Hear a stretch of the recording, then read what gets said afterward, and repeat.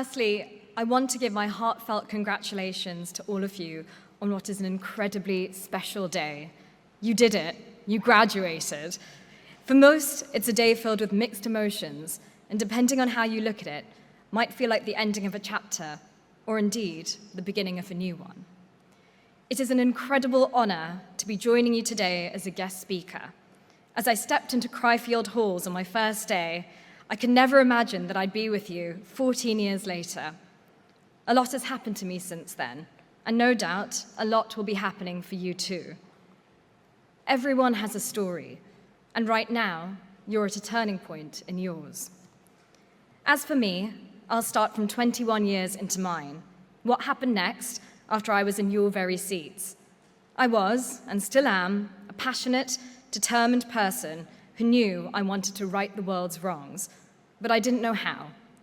During my undergraduate degree in philosophy, politics, and economics, I took a module in my third year on gender and development, which immediately resonated with me. I decided to pursue this learning, and I completed my MSc in Gender, Development, and Globalization at the LSE, and while studying, worked part-time at Refuge, the largest domestic abuse charity in the UK. I continued to work at Refuge on and off for a year, whilst running Gender in the City, a feminist and intersectional website I started, and traveling the world, frequently with friends who I met here. A huge privilege, and one that if you have the chance, I couldn't recommend enough. I did not leave Refuge behind, though, as I volunteered for the National Domestic Abuse Helpline for 6 years throughout my career. I returned early from my travels after securing a place in a graduate scheme.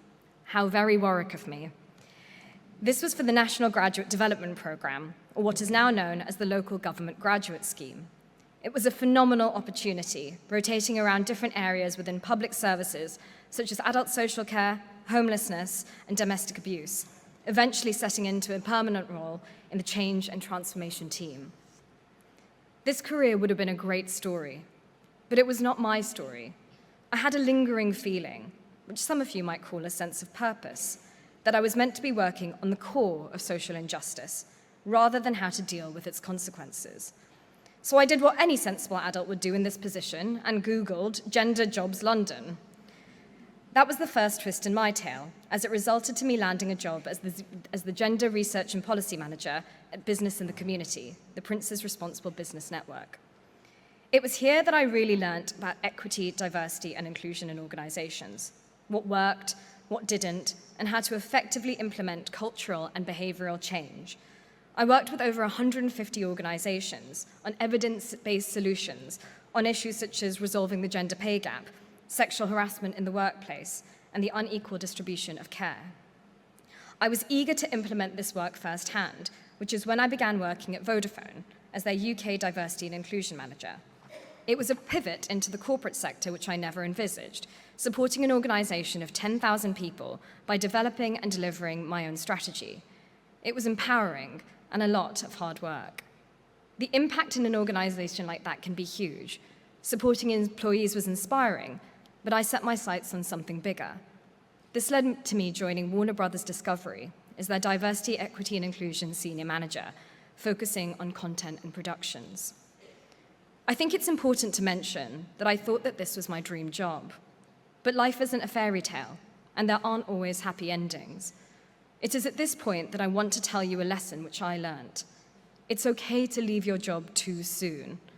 For those who have the privilege, and it is one, it's okay to put yourself first in your career.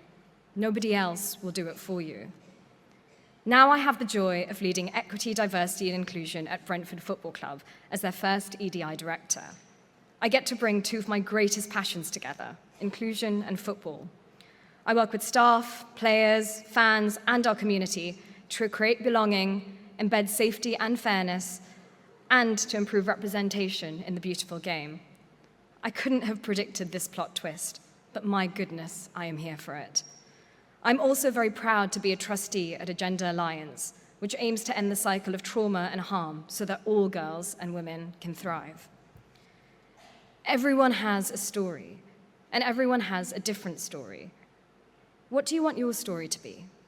What I want for all of you is to look back at various points in your journey and know that you remain true to yourself, surrounded by the right people.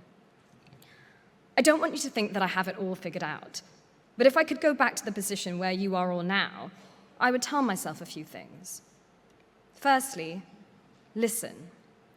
When I was at Warwick, I volunteered for Nightline, and I was taught how to listen actively, with empathy, and non-judgmentally. As the phrase goes, listen with the intent to understand, not with the intent to reply. Once you leave the world of formal education behind, this will be your greatest learning opportunity. Secondly, lead with integrity. I've talked about purpose and putting yourself first, but in your time reading philosophy at Warwick, you would have learnt about morality, whether that's in your degree or otherwise. Integrity is the only area where I implore you to always hold yourself to a high standard for yourself. Finally, show up. Sometimes when you don't know what else to do, just show up. I don't mean to go to every party or reunion, although that can be fun too. I mean show up for the things that matter to you, for the people that you care about the most. But most importantly, show up for yourself. Show up meaningfully and intentionally in any way that you can. Thank you so much for listening. Once again, I wish you many congratulations on your graduation and all the best for your story, whatever that might look like. You are, after all, the main character in your own story. You might not always be able to control the narrative, but you can decide your values, your decisions, and who your character will be. Make it a good one. Thank you.